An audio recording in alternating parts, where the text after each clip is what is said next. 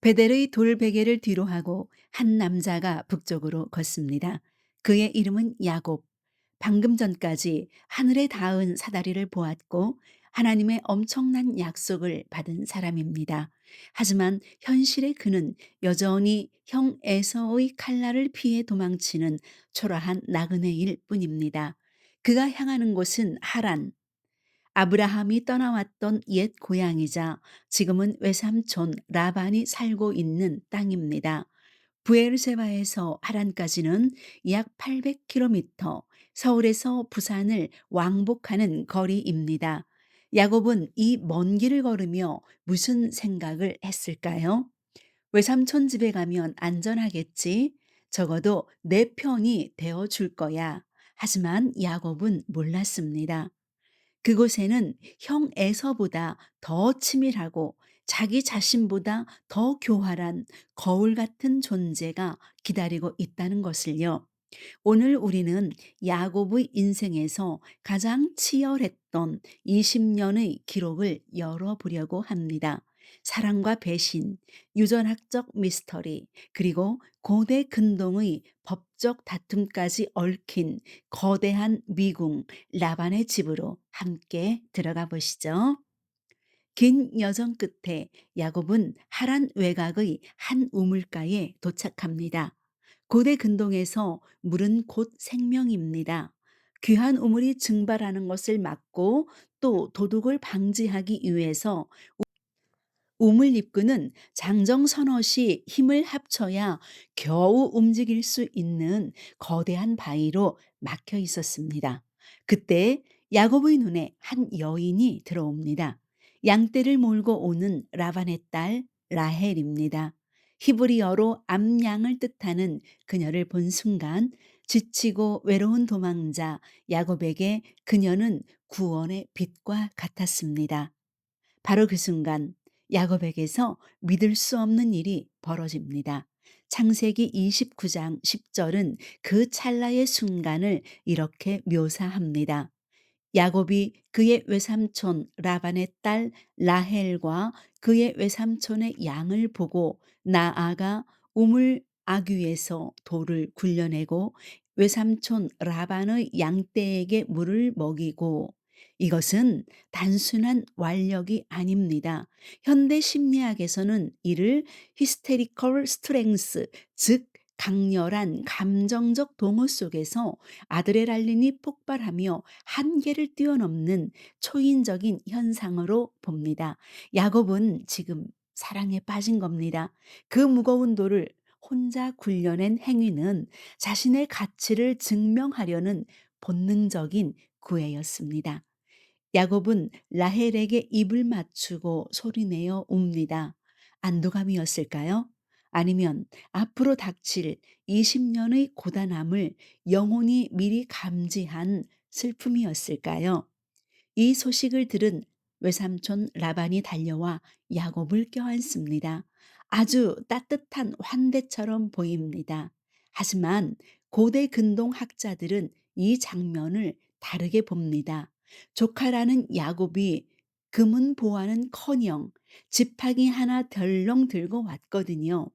노련한 상인 라반의 계산기는 이미 돌아가고 있었습니다. 이 녀석 아주 유용한 공짜 노동력이 굴러들어왔구나.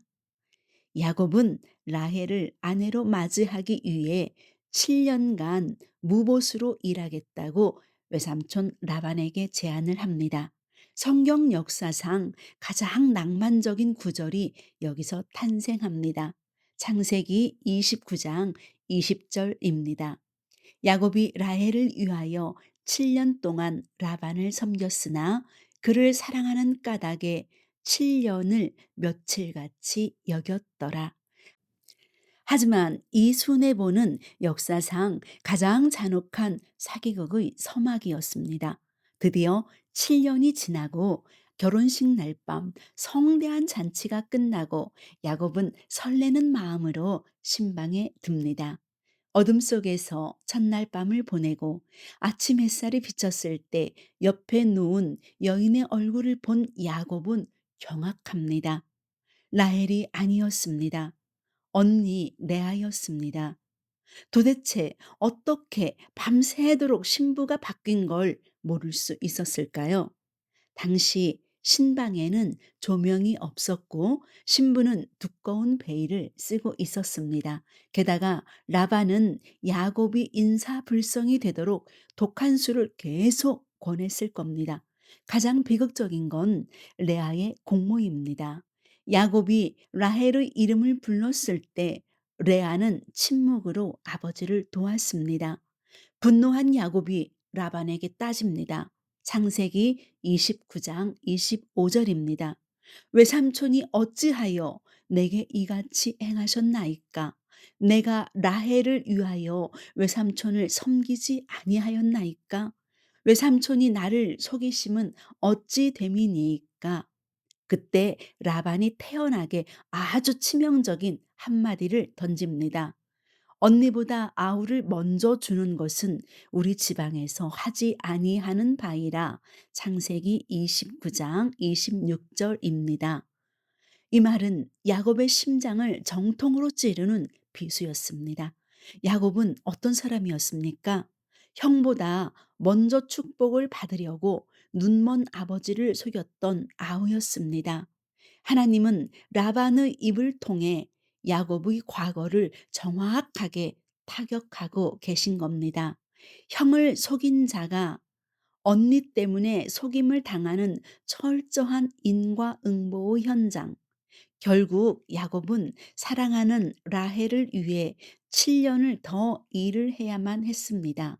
속이는 자가 철저하게 속는 자로 전략하는 순간이었습니다. 어느덧 14년이 흘렀습니다. 4명의 아내와 11명의 아들이 생겼지만 야곱의 재산은 한 푼도 없었습니다. 독립을 선언한 야곱은 외삼촌 라반에게 아주 기이한 품삯을 요구합니다. 양과 염소 중에 아롱진 것, 점 있는 것, 검은 것, 즉 희귀한 돌연변이만 자기의 몫으로 달라는 것이었죠. 외삼촌 라반은 쾌재를 부르며 승낙합니다. 심지어 야곱이 수작을 부릴까 봐 현재 있는 얼룩무늬 양들을 다 빼돌려 사흘 길이나 멀리 떼어놓습니다. 하지만 창세기 30장 37절부터 야곱의 기묘한 반격이 시작됩니다. 야곱이 버드나무와 살구나무와 신풍나무의 푸른 가지를 가져다가 그것들의 껍질을 벗겨 흰 무늬를 내고 그 껍질 벗긴 가지를 양떼가 와서 먹는 개천의 물구유에 세워 양떼를 향하게 하매 가지를 보고 물을 마신 튼튼한 양들이 얼룩무늬 새끼를 낳기 시작합니다. 이것은 주술일까요? 아니면 과학일까요? 현대 유전학적 관점에서 야곱은 14년간의 경험으로 겉은 하얗지만 속에는 열성 유전자를 가진 개체를 구별해내는 지식이 있었을 겁니다. 나뭇가지는 발정을 돕는 천연 성분이었을 수도 있죠. 하지만 이 모든 승리의 핵심은 야곱의 지식이 아니었습니다. 야곱은 훗날 이 기적의 진실을 아내들에게 이렇게 고백합니다. 창세기 31장 9절입니다. 하나님이 이같이 너희 아버지의 가축을 빼앗아 나에게 주셨느니라. 라반은 품삯 조건을 10번이나 바꿨지만 그때마다 하나님은 양들의 유전자를 바꾸어 야곱을 아주 부호로 만드셨습니다. 인간의 사기를 뛰어넘은 하나님의 보호하심이었습니다. 야곱이 거부가 되자 라반의 아들들의 눈빛이 아주 험악해집니다. 고향으로 돌아가라는 하나님의 명령에 야곱은 20년 만의 야반 도주를 감행합니다. 그런데 이 탈출 속에 뜻밖의 범죄가 숨어 있었습니다. 그때에 라반이 양털을 깎으러 갔으므로 라헬은 그의 아버지 드라빔을 도둑질하고 창세기 31장 19절입니다. 라헬은 왜 아버지의 우상인 드라빔을 훔쳤을까요? 이라크 북부에서 발견된 고대 근동의 법률 노지토판에 따르면 드라빔을 소유한 자는 가문의 주된 상속권을 주장할 수 있었다고 합니다. 즉 라헬의 도둑질은 자신들의 몫을 다 삼켜버린 아버지 라반을 향한 분노이자 재산권을 지키기 위한 필사적인 반격이었습니다. 7일 만에 쫓아온 라반이 내 신을 훔쳐갔다며 분노합니다. 야곱은 아내의 범행을 모른 채 무시무시한 맹세를 뱉어버리고 맙니다. 외삼촌의 신을 누구에서든지 찾든지 그는 살지 못할 것이요. 창세기 31장 32절입니다.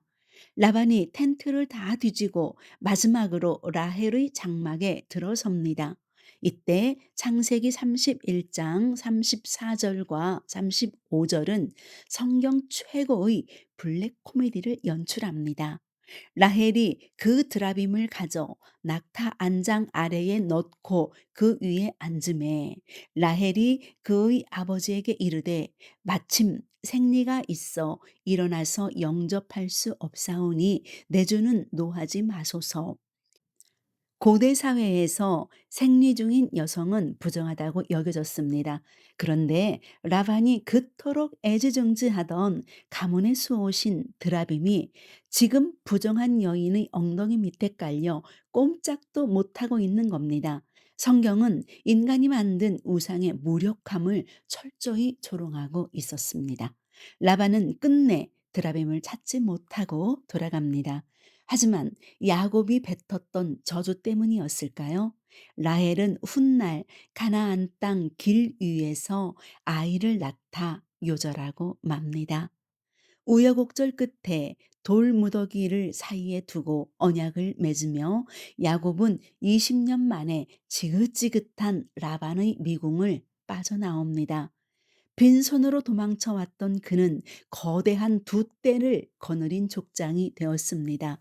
하지만 하란에서의 20년은 그에게 단순한 고생이 아니라 용광로였습니다.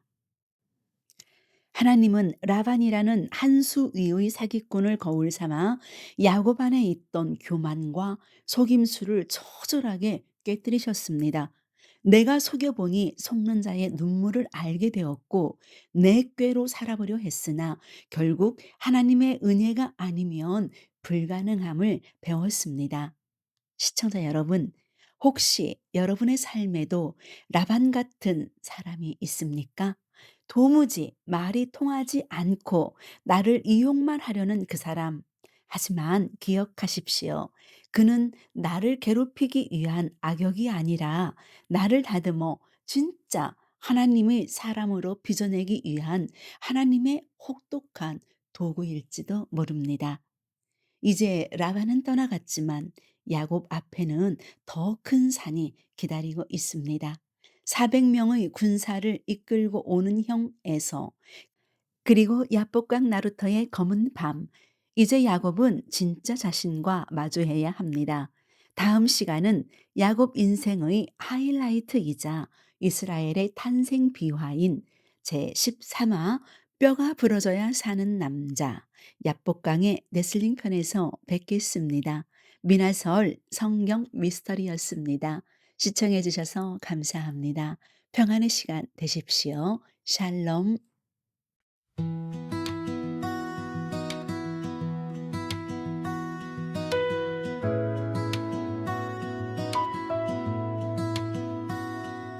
사랑을 위해 바친 7년의 세월이 며칠 같았던 순전한 마음 위에 돌아온 것은 차가운 기만과 또다시 시작된 인내의 나날들. 사람의 꾀가 나를 가두려 하고 세상의 술수가 내 앞길을 막아도 묵묵히 지켜낸 성실의 자리마다 하늘에 이슬이 소리 없이 내리네. 풍경 섞인 가지를 물 앞에 세울 때 사람은 비웃고 세상은 비웃어도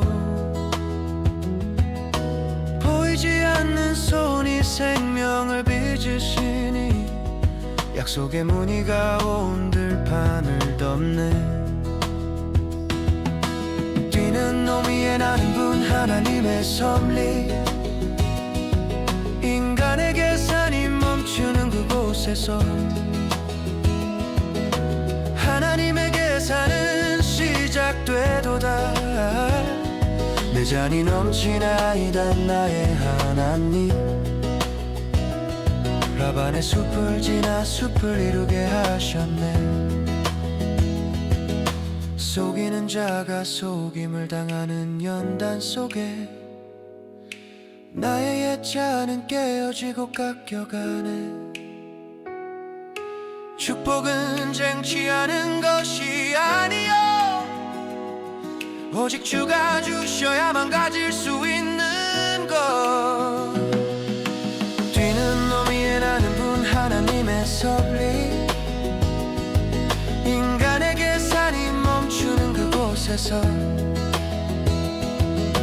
하나님의 계산은 시작되도다. 내 잔이 넘치나이다 나의 하나님. 라반의 숲을 지나 숲을 이루게 하셨네. 나보다 나를 더 잘 아시는 주님, 그 신비한 손길을 신뢰합니다.